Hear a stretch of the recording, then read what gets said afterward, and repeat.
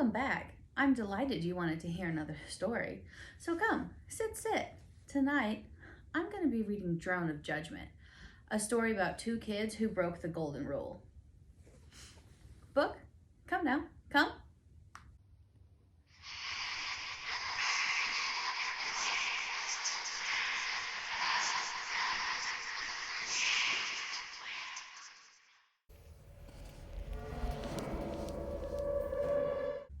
The loud chime of the bells echoed through the house. The Ring doorbell blared, alerting someone was on the step.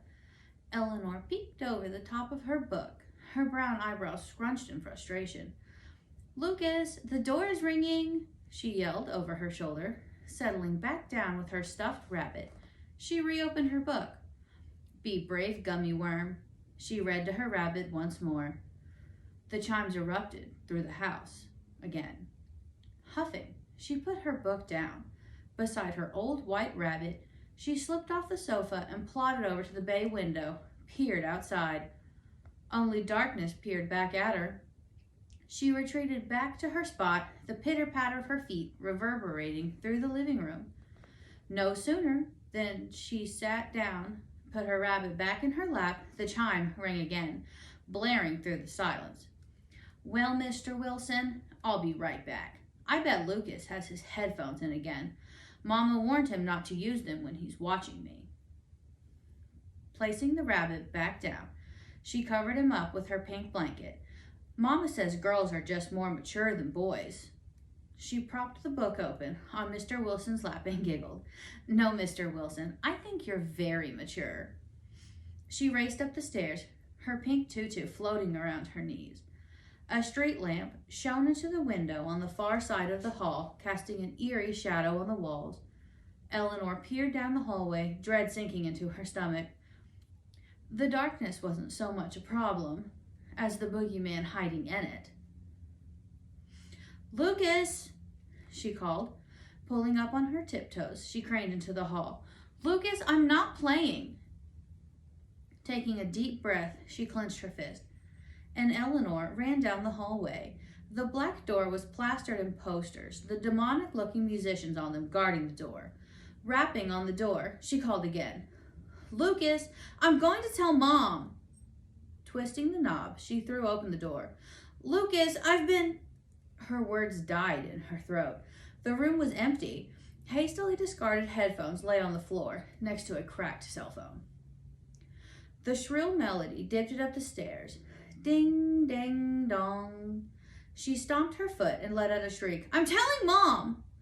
Flouncing down the hallway, she blew a raspberry back at the open door and stomped her way down the stairs. Rounding the corner into the dining room, she grabbed one of the gray upholstered chairs surrounding the inordinate glass table. The black wooden chair legs scraped against the mahogany floors as she pulled it over to the door. Pulling herself up on the chair, she stood as tall as she could, hooking her fingers into the window at the top of the ivory door. She looked onto the porch. The faint glow of the street lamps lit the yard. The doorbell rang again.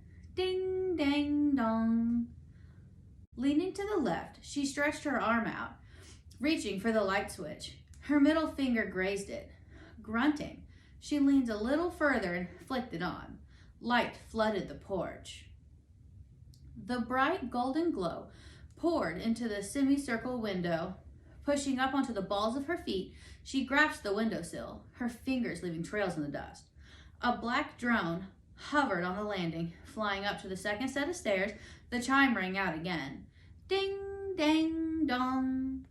The drone hovered in the window, and a package wrapped in a brightly yellow paper, adorned with multicolored balloons, caught her eye. A large pink bow bobbed in the wind as the drone hovered. "Oh, Mr. Wilson, would you look? I bet that gift's for me. The bow must be as big as my head. Mama says don't answer the door for strangers, but that doesn't mean drones, right?" Looking back at the rabbit on the sofa, she wet her lips. "You know, my birthday's next week, right, Mr. Wilson? I'll be 5. I bet it's an early birthday gift." Giggling, she hopped down, her feet plopping onto the cold floor. Eleanor twisted, her long brown hair around her fingers as she shifted her weight from one foot to the other. Just this once, okay, Mr. Wilson? I won't tell if you don't.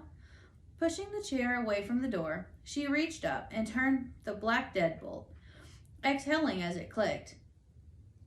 And then she turned the small latch on the knob and peered back at the rabbit before inching the door open.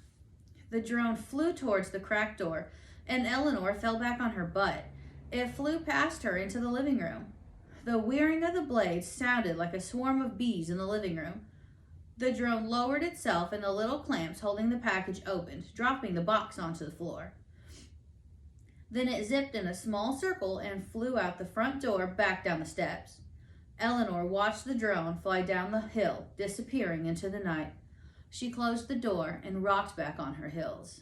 Leaning against the door, she exhaled a mock whistle before erupting into a dance. It was a majestic cross between a chicken dance and the hula, and she squeaked with glee. Prancing over to the package, she squatted down at eye level to examine it. Her hazel eyes grew wide as she took it in. I'm going to open it, Mr. Wilson. I'll wrap it back up so Mama will never know. Remember how much we practiced tying our shoes? This bow looks the same to me. She tugged on the end of the ribbon, and the shimmery pink streamer fell to the ground.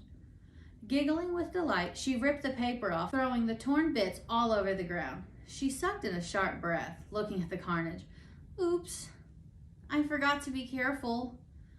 Shimmying open the box, Eleanor glanced inside and grimaced at the backside of an old antique mirror. Sulking, she pulled the mirror out of the box. I guess it wasn't for me. Mama's gonna be mad I opened it. The brass mirror featured a mermaid holding the mirror in her arms. The long tail curved around the handle. The phone rang, breaking into the steel of the room. Pa, pa, pa. Glancing up from the mirror, she looked at the ringing phone. Shrugging, she turned her gaze back to the mirror, turning it over in her hands. Jagged letters spanned the face of it. Hell Night. Gazing into the mirror, the ceiling was clearly reflected.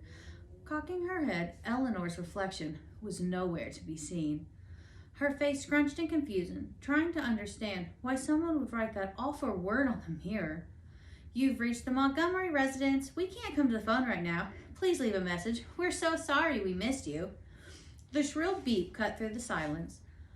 Startled, Eleanor stared at the machine, her hands trembling as she gripped the mirror, white-knuckled. Eleanor, it's Mama. Baby, I can't reach your brother. I'm so worried. I'm coming home as fast as I can. Don't open the door, okay? Baby, I don't know if you can hear me. Pick up if you can. Please don't open the door. Shit! The message clicked off. The following silence was suffocating. Glancing down at the mirror, the mermaid's face looked sullen, and a plum-colored teardrop dropped onto the mirror's face, leaving a burgundy trail as it slid down the mirror. A definite boom exploded into the room. Silver powder rained down like snow. Eleanor released a thunderous howl. Collapsing to the ground, red lesions and blisters covered every inch of her exposed pale skin. Blood pooling on the floor, she whimpered, trying to drag herself away from the box. She collapsed onto the floor, her mouth agape like a fish. She could hear heavy bootsteps descending the stairs, dragging something beside them. Stomp, stomp, shh, thud. Stop, stomp, shh, thud. Lucas, I need help, she wailed, writhing on the floor. The footsteps got ever closer. A gargling sound accompanied the dragging. A large shadow loomed overhead, blocking out the light. Leaning down, the figure dropped Lucas on the floor in front of her. Their crimson eyes met, fear etched into every facet on their faces. I've been looking for you demons a long time. Did I hear your mother was on the way home? That's laughable. Vile creatures like you don't have families. Let's wait for her together, shall we? He boomed, as his deep timbre was more venomous with every word. Walking over to the teal sofa, he swept the clutter into the floor. His massive boot came down on Mr. Wilson, leaving a black print in its wake. Plopping down on the sofa, he leaned back and crossed his legs. Pulling a pack of cigarettes from his pocket, he pulled one out and flicked the lighter. Smoke rose from the white tip. Now we wait. Fucking leeches, he sneered. You know, I guess it's true what they say. Mother really does know best. Until next time, happy hauntings.